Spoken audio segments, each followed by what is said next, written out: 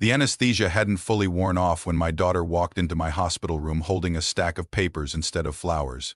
"Dad, I need you to sign these," she said, not even bothering to ask how the surgery went, how I was feeling, whether I was in pain, just straight to business, the way she'd been handling everything for the past 2 years since her mother died. I blinked at her through the fog still clouding my head. "What papers, Cynthia? Where's the flowers you promised to bring?" "They're just formalities," she said, setting the folder on my rolling tray table, right beside the water pitcher and the plastic cup I hadn't touched yet. "Power of attorney stuff for while you're recovering, in case decisions need to be made and you're not able to make them yourself." I was 71 years old, 3 hours out of a triple bypass surgery, and even in that hazy, medicated state, something about the way she wouldn't meet my eyes told me this wasn't as simple as she claimed. "I'll look at them when I'm home," I said, pushing the folder back toward her. "My head's not clear enough to be signing anything important right now." She hesitated, then nodded, tucking the folder back into her bag with a tightness in her jaw I recognized from her childhood, the look she used to get right before she'd break something, and tried to hide it before I noticed. I should have paid closer attention to that look. I didn't.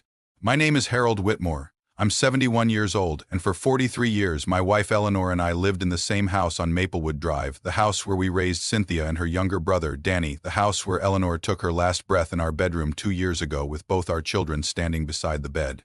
I never imagined I'd be lying in a hospital bed wondering if my own daughter was trying to take that house away from me while I couldn't stop her. I spent 9 days in that hospital, recovering slower than expected due to complications with my blood pressure. Cynthia visited twice more during that stretch, always brief, always distracted, always glancing at her phone the moment silence settled between us. Danny called from Denver every single day, sometimes twice, worried sick. But Cynthia lived only 15 minutes from the hospital and somehow managed less contact than my son 2 states away. On the 10th day, when the doctors finally cleared me to go home, I called a cab instead of waiting for Cynthia to pick me up like she'd promised the week before. I wanted to walk through my own front door under my own power, breathe in the familiar smell of that house, sit in Eleanor's old reading chair by the window where she used to watch the birds every morning. The cab pulled up to Maplewood Drive, and I sat there in the back seat, absolutely certain the driver had made a mistake. There was a different mailbox at the end of the driveway, different curtains hanging in the front windows, a child's bicycle lying on its side in the yard where Eleanor's rose bushes used to bloom every June. I got out slowly, my chest still aching from the surgery, and walked up to the front door with a growing dread I couldn't yet explain. A young woman answered, maybe 30 years old, holding a toddler on her hip, looking at me with polite confusion. "Can I help you?" "I'm sorry," I said, my voice shaking. "I think there's been some mistake. This is my house." Her expression shifted from confusion to something gentler, almost pitying. "Sir, we closed on this property 3 weeks ago. My husband and I bought it from a woman named Cynthia Whitmore Reyes. She said her father had passed away and she was settling the estate." The ground felt like it tilted beneath me. "I'm not dead," I said. Quietly, my voice barely audible even to myself. "I'm right here." She stared at me for a long, uncomfortable moment, clearly unsure whether she was looking at a grieving relative, a confused stranger, or something far more troubling. I turned away from the door without another word, sat down hard on the porch steps I'd repainted with my own hands 3 summers ago, and pulled out my phone with trembling fingers. Cynthia answered on the 4th ring, her voice bright and casual, completely unaware of where I was currently sitting. "Hey, Dad, you settled in okay? Getting some rest?" I looked up at the house that no longer belonged to me, at the child's bicycle lying in what used to be Eleanor's rose garden, and I asked the only question that mattered. "Cynthia, where exactly do you think I'm sitting right now?" There was a pause on the line, long enough that I heard her breath catch. "What do you mean?" "You're at the house. I told the cab company to take you straight home." "I am at the house, Cynthia, except it isn't my house anymore. There's a young family living here. A woman just told me she bought this place 3 weeks ago from someone named Cynthia Whitmore Reyes, who told her I was dead." The silence that followed told me everything I needed to know before she said a single word in her defense. "Dad, I can explain, then explain it to me in person. I'll be at your house in 20 minutes. I hung up before she could argue, and I sat there on those porch steps a while longer, staring at the yard where Eleanor used to kneel every spring, pulling weeds with her bare hands because she said gloves made her lose the feeling of the earth. I thought about how many mornings I'd watched her from the kitchen window with a cup of coffee, how many nights we'd sat right where I was sitting now, watching Cynthia and Danny chase fireflies across that same grass. The young woman came back out, holding her toddler a little more protectively now, watching me with real concern. "Sir, are you all right? Do you need me to call someone?" "No," I said, pushing myself up slowly, my chest still tender from the surgery. "I think I need to go have a very important conversation with my daughter. I called a cab again, and 25 minutes later, I was standing on Cynthia's porch, watching her open the door with an expression caught somewhere between guilt and defiance. An expression I hadn't seen on her face since she was 17 years old, and I'd caught her sneaking out through her bedroom window. "Dad, before you say anything, I need you to understand the position I was in." "Enlighten me," I said, stepping past her into the living room without waiting for an invitation. She closed the door behind me, wringing her hands together. "The hospital bills were piling up. Your insurance wasn't covering everything, and I didn't know how long you'd need care, whether you'd need assisted living afterward, physical therapy, medications. I was trying to think ahead, Dad. I was trying to protect you financially. By selling my house, without my permission, while I was in a hospital bed recovering from heart surgery. I had power of attorney," she said quickly. "The papers I brought you to sign, I never signed those papers, Cynthia. I told you I wasn't clear-headed enough, and I'd look at them once I was home." Her face went pale. That's not what I told the closing attorney." I felt something cold settle deep in my chest, colder even than the fear I'd felt sitting on those porch steps 20 minutes earlier. "What exactly did you tell them?" She wouldn't meet my eyes. "I told them you'd signed the power of attorney documents before the surgery, in case something went wrong on the table. I told them once you passed, the house needed to be sold quickly to cover outstanding medical debt and settle the estate. I didn't pass, Cynthia. I'm standing right here." "I know that now," she said, her voice cracking. "But at the time, the surgeon told us there was real risk, that your heart was weaker than we realized, and I panicked. I thought I was preparing for the worst, protecting Danny and me from drowning in debt if something happened. And when I survived? When I called you every day for 9 days from that hospital bed?" Her silence stretched long enough that I understood the truth before she even said it out loud. By then the sale was already moving forward. I didn't know how to stop it without admitting what I'd done. I stood there in my daughter's living room, my chest aching in a way that had nothing to do with the surgery, staring at the woman I'd raised, wondering how the little girl who used to fall asleep on my chest during Sunday afternoon football games had become someone capable of selling a dying man's home out from under him while he was still very much alive. "There's something you don't know, Cynthia," I said quietly. "Something your mother and I decided together years ago, long before either of you were even born." She looked up at me, confused. "What are you talking about?" I pulled my phone back out, scrolling to a contact I hadn't called in almost a decade, a name that suddenly felt more important than it had in years. "You didn't just sell a house, Cynthia. You sold a property neither of us technically owned outright anymore, not entirely. And the person who actually holds the deciding interest is about to find out exactly what you did." The name I dialed belonged to a man named Curtis Bellamy, an attorney who'd handled Eleanor's and my estate planning 15 years earlier, back when we first started worrying about what would happen to Maplewood Drive if either of us got seriously sick and the other couldn't manage the finances alone. Cynthia watched me with growing unease as the call connected. "Curtis, it's Harold Whitmore. I need you to pull the file on the Maplewood property, immediately." "Harold," Curtis said, his voice warm with recognition, then quickly shifting to concern. "It's been a long time. Is everything all right?" "No," I said, glancing at my daughter. "It isn't. My daughter just sold that house without my knowledge or consent while I was recovering from surgery. I need to understand exactly what that means for the family trust." There was a pause on the line, the sound of a keyboard clicking somewhere in the background. "Harold, I need to ask you something important. Does Cynthia know about the trust structure Eleanor set up in 2011? I looked at my daughter's confused expression. "No, she doesn't." "Then this is about to get significantly more complicated for her than she probably realizes." Curtis explained it slowly, carefully, the way he always had, patient enough that even someone freshly out of heart surgery could follow along. "Eleanor restructured ownership of Maplewood Drive into a revocable trust back in 2011, Harold, shortly after her first cancer scare. You remember, we discussed it at the time, protecting the property from being tied up in probate, protecting both of you from exactly this kind of situation if one of you became incapacitated. The house was never solely in your name after that point. It was held in trust with you as primary trustee and beneficiary during your lifetime. So the sale was not legally valid, assuming Cynthia didn't have proper trustee authority to execute it, which, based on what you're telling me, she absolutely did not. Even a valid power of attorney wouldn't have superseded the trust structure without specific trustee powers being granted, which were never given to her." Cynthia's face had gone from pale to nearly gray, listening to half the conversation, clearly piecing together the severity of what she'd done. "Curtis, what happens now?" "There's already a family living in that house. They bought it in good faith." "That's the unfortunate part," he said. "The buyers likely have no idea any of this occurred, which means we're looking at a legal mess that could take months to untangle, involving the title company, the buyer's attorney, potentially even criminal fraud charges depending on what Cynthia represented to the closing attorney about your medical status." I closed my eyes, rubbing my temple, feeling every one of my 71 years pressing down on me at once. I don't want criminal charges against my own daughter, Curtis. That may not entirely be your decision, Harold. Falsely representing that a person has died in order to execute a property transfer is a serious offense. The title company's insurance carrier will likely pursue this regardless of your personal wishes, simply to protect themselves from liability. I hung up the phone slowly, staring at Cynthia, who had sunk down onto her couch, tears streaming down her face now, all pretense of composure completely gone. Dad, I didn't know about the trust. I swear to you, I had no idea any of that existed. I believe you, I said quietly, but not knowing doesn't erase what you did, Cynthia. You told strangers I was dead. You forged the timeline of events to a closing attorney.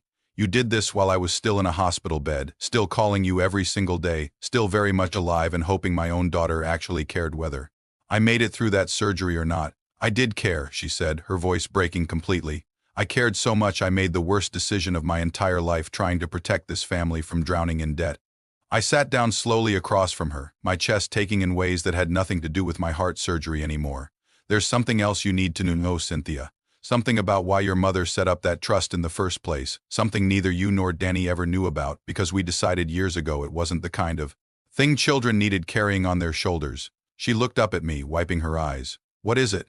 I took a slow breath, steadying myself for a conversation I'd hoped never to have. Your mother wasn't just protecting the house from probate, Cynthia. She was protecting it from someone specific. Someone she was afraid might try exactly what you just did one day, if the right circumstances ever lined up. Cynthia's face went completely still. Who, Dad? Who was she protecting the house from? I met my daughter's eyes, and for the first time since I'd walked into this house, I saw real, undiluted fear settle across her face. You're going to want to sit down for this part. I watched Cynthia's hands twist together in her lap, waiting, and I realized this was a conversation Eleanor and I had put off for so long that I wasn't entirely sure how to begin it now. Your mother had a sister, I said. Older sister, Vivian. Cynthia frowned. I've never heard you mention an Aunt Vivian in my entire life. That's because your mother cut all contact with her almost 30 years ago, back before you or Danny were born. Vivian had a gambling problem that spiraled out of control in her 30s, deep debts, questionable associates, the kind of trouble that follows a person their whole life if they never get it under control, she showed. Up at our door once, right after we bought the Maplewood house, asking your mother to co-sign a loan. When Eleanor refused, Vivian threatened, quite directly, that she'd find another way to get what she felt she was owed eventually, one way or another. What does any of this have to do with me selling the house?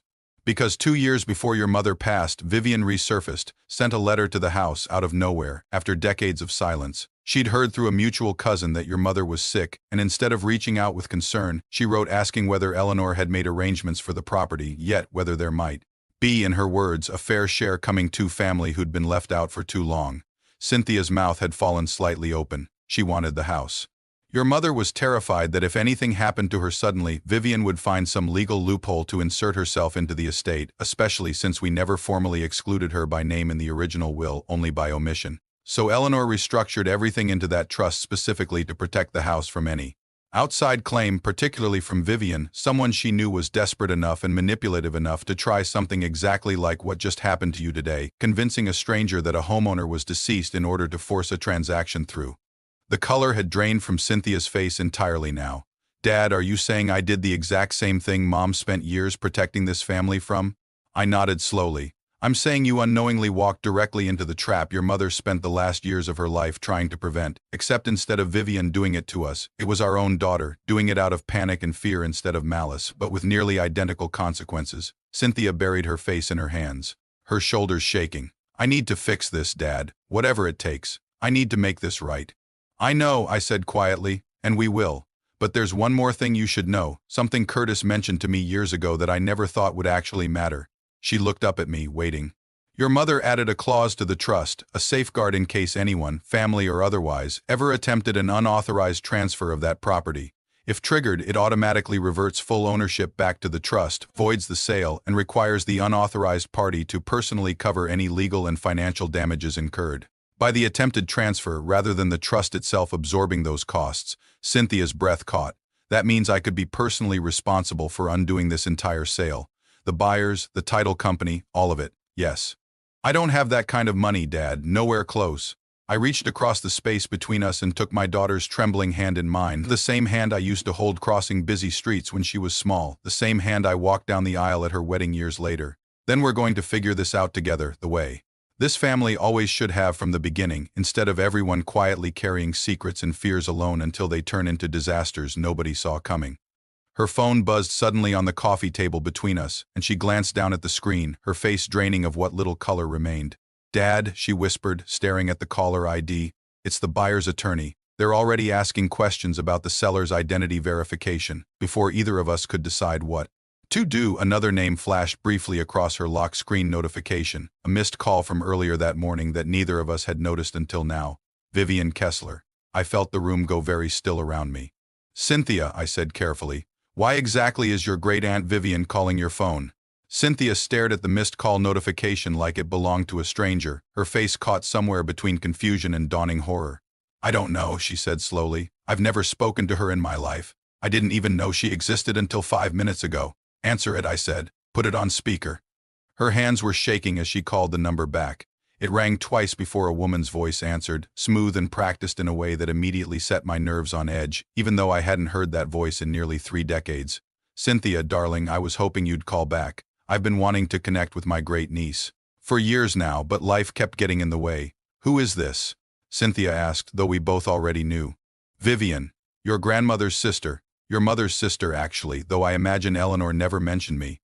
There was some unpleasantness between us, years ago, water long under the bridge by now, I'd hope." I leaned closer to the phone. "Vivian, this is Harold." There was a brief pause, then a soft, unsurprised laugh. "Harold. I wondered if you'd still be around. I heard you'd taken quite ill recently." "I'm very much alive," I said flatly. "How exactly did you hear about my health, Vivian? We haven't spoken in 30 years. Family talks, Harold, even when certain people would prefer they didn't. I heard about your surgery through a cousin, and I heard more recently that Maplewood Drive had sold rather quickly. I thought it was a good time to finally reach out to Cynthia directly, given the circumstances." Something in her tone made my skin crawl. Calculated in a way that confirmed exactly what Eleanor had feared decades earlier. "What circumstances, Vivian?" I asked carefully. "Well," she said, her voice turning silky, almost gentle in its cruelty, "I understand there's been some confusion around the estate, some irregularities with the sale. I thought perhaps, given my long-standing connection to this family, connection that predates even your marriage to my sister, Harold, I might be entitled to some consideration. Now that the property situation appears to be, shall we say, unsettled." Cynthia's eyes went wide, meeting mine across the coffee table. "You're trying to insert yourself into this mess," I said, my voice hardening. "You heard the sale was contested and you saw an opportunity. I prefer to think of it as reconnecting with family during a difficult time," Vivian said smoothly, "though I won't pretend I'm not aware that unsettled estates sometimes require the input of extended family members, especially ones who were historically left out of prior arrangements without proper legal explanation. There is no unsettled estate, Vivian. I'm alive. I never died. I never authorized any sale. Whatever irregularities you're referring to have absolutely nothing to do with you. That's not entirely how these things work, Harold, legally speaking. Once a property transfer becomes contested, especially one involving allegations of fraud, courts sometimes take a broader view of who might have legitimate claims to protect. I've consulted with an attorney myself, actually, just this morning." My blood ran cold. Eleanor's fears, decades old, were playing out exactly as she'd predicted, just with different players than either of us had anticipated. "Vivian," I said slowly, "listen to me very carefully. Eleanor protected that house specifically from you years before she got sick, specifically because she knew exactly this kind of moment might come. There is a legal safeguard already built into that trust that accounts for outside claims exactly like the one you're attempting right now." There was a brief silence on the line, the first crack in Vivian's practiced composure. "I don't know what you're talking about." "You will," I said, "the moment my attorney calls yours." I ended the call, my hands unsteady, my heart pounding harder than the doctors probably would have liked so soon after surgery. Cynthia stared at me across the coffee table, tears still drying on her face, looking more shaken than I'd seen her since her mother's funeral. "Dad," she whispered, "Mom really did protect us from something, didn't she? All those years, quietly, without either of us ever knowing." "She did," I said. "And now it's time we finished protecting this family the same way she started it, together, honestly, without any more secrets standing between us." I picked the phone back up to call Curtis again, but before I could dial, it buzzed once more in my hand, a new message flashing across the screen from an unknown number. 3 words that told me this fight was far from over. "This isn't finished." The weeks that followed tested every ounce of resolve I had left in me, but they also rebuilt something between Cynthia and me that I hadn't realized had quietly worn thin over the years since Eleanor passed. Curtis moved quickly once he understood the full picture. Within days, he'd filed the necessary paperwork to invoke the trust's reversion clause, formally notifying the title company, the buyer's attorney, and the closing agent that the sale had been executed under fraudulent representation regarding the seller's authority and my medical status. It wasn't a fast process, but it was a clear one, and clarity, I was learning, mattered more than speed when it came to untangling a mess this deep. The young family who'd bought the house, understandably shaken to learn they'd unknowingly purchased a property under false pretenses, worked with their own attorney and the title insurance company to be made whole financially. Curtis assured me they'd recover every dollar they'd spent, just not from money that would ever touch my hands or Cynthia's. The title company's insurance carrier absorbed the loss, then, exactly as Curtis warned, turned to Cynthia to recover damages under the trust's reversion clause. It wasn't cheap. It wasn't easy. Cynthia sold her car, took on a second job doing bookkeeping on weekends, and set up a payment plan that would take her the better part of 4 years to fully satisfy. I offered to help cover part of it myself, but she refused every time, insisting this was a debt she needed to repay entirely on her own, not as punishment, she said, but as proof to herself that she could rebuild trust the same slow, deliberate way she'd broken it. Vivian's attempt to insert herself into the estate dissolved almost as quickly as it appeared. Once Curtis's office sent formal documentation of the trust's original 2011 language, specifically naming any outside claims, including hers, as void under the safeguard Eleanor had written in years earlier with unsettling foresight. Vivian never called again. I imagined somewhere, wherever she still was, she'd already moved on to searching for the next unsettled situation to insert herself into, the way people like her always seem to do. I moved back into Maplewood Drive eventually, once the reversion was finalized and the trust restored full ownership. The young family, it turned out, had genuinely loved the house during their brief time there, and in an odd twist neither of us expected, they ended up purchasing a different, larger property just 2 streets over. Close enough that their little boy still rides his bicycle past my front yard most afternoons, waving whenever he sees me sitting on the porch. Cynthia started coming by every Sunday after that, not out of guilt, though I know some of it lingered, but out of something that felt more like genuine effort, the kind of steady, ordinary presence that rebuilds trust one small visit at a time rather than one grand gesture. We didn't talk about what happened every time she visited. Some Sundays we just sat together in Eleanor's old reading chairs by the window, watching the birds the way her mother used to, saying very little, simply existing comfortably in each other's company again.